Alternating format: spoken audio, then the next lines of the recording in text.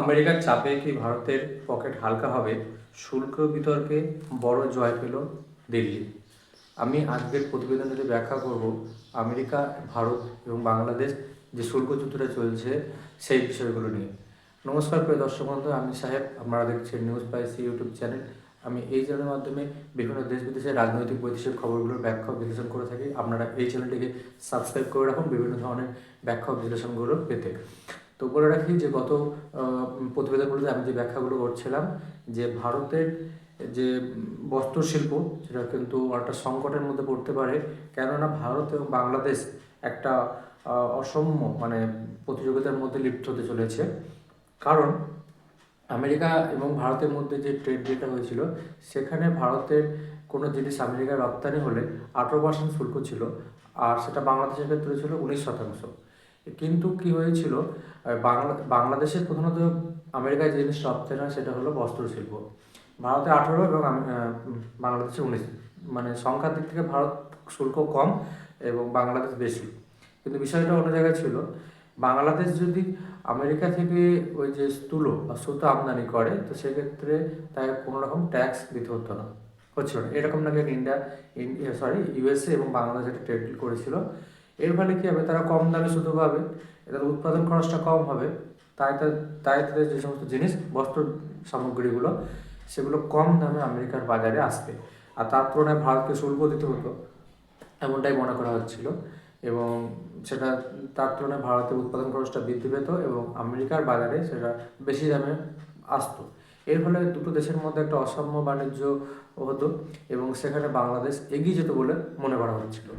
কিন্তু গত বৃহস্পতিবার ভারতের যে লোকসভা রয়েছে, সেখানে বিরোধী দলনেতা রাহুল গান্ধী যখন এই প্রশ্নটা তোলে যে বাংলাদেশ এবং ইউএসএ যে ট্রেড ডিলটা করেছে সেখানে ভারতের থেকে বাংলাদেশকে বেশি সুবিধা দেওয়া হয়েছে, তখন তার পরিপ্রেক্ষিতে বাণিজ্য মন্ত্রী পীযূষ গোয়েল যে বিষয়টা বলে যে না, ভারতের ক্ষেত্রেও একই রকম শুল্ক রেখেছে। অর্থাৎ ভারত যদি মনে করে, ভারতের শিল্পপতি যদি মনে করে যে আমেরিকা থেকে তুলো বা সুতো কিনে তারা বস্ত্র তৈরি করবে, তো সেক্ষেত্রেও তাদের উপরও জিরো ডিউটি, অর্থাৎ তাদের উপরও কোনো শুল্ক লাগবে না।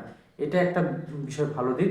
অর্থাৎ মনে করা হচ্ছে যে এখন বিষয়টা যেটা পরিষ্কার পুরো ভারতবাসীর কাছে, যে ভারতের পোশাক শিল্প বাংলাদেশের পোশাক শিল্পকে টেক্কা দেবে।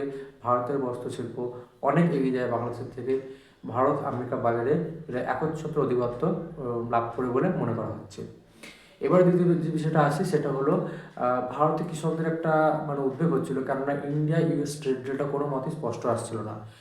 কোনো সময় মনে হচ্ছিল এই ট্রেড ডিলটায় আমেরিকা ভারতকে প্রেসারাইজড করেছে, কোনো সময় মনে হলো ভারত নিজের স্বার্থ বজায় রেখে এই ট্রেড ডিলটা সাইন করেছে। কিন্তু গতকাল যেটা স্পষ্ট হলো, হোয়াইট হাউসের বক্তব্য যেটা স্পষ্ট, নয়াদিল্লির বক্তব্য সেটা স্পষ্ট, হোয়াইট হাউস বক্তব্য ভারতের যে শর্তগুলো ছিল সেগুলো মেনে নিতে বাধ্য হচ্ছে। যেমন ভারত রাশিয়া থেকে তেল কিনবে, সেখানে তারা তারা অসম্মত হলেও ভারত নিজের স্বার্থ বজায় রাখবে, এটা একটা শর্ত ছিল। দ্বিতীয় শর্ত ছিল যে আমেরিকা থেকে ভারতকে ডাল আমদানি করতে হবে। এর ফলে ভারতের যে দেশীয় চাষি রয়েছে তারা কিন্তু ক্ষতির মুখে পড়তে পারত। ভারত সেক্ষেত্রে কোনো রকম কম্প্রোমাইজ করেনি। ভারতের যে চাষি যারা রয়েছে তাদের স্বার্থ বজায় রেখে এটা বলেছে যে ভারত আমেরিকা থেকে কোনো ডাল আমদানি করবে না। এর ফলে যে বিষয়টা হবে যে আমেরিকা যে হিউজ উৎপাদন ফ্যাক্টর যেটা ছিল সেটা তার সঙ্গে ভারতীয় বাজার পেরে উঠতো না। তাই মনে হয় ভারত সরকার যে এই চুক্তিটা স্বাক্ষর করেছে সেটা ভারতবাসীর ভারতবর্ষের যে সমস্ত চাষি রয়েছে তাদের স্বার্থ বজায় রেখে এই চুক্তিটা স্বাক্ষর করেছে। এবং আগামীতে মনে হয় এই চুক্তির ফলে ভারতই সব থেকে বেশি লাভবান হবে।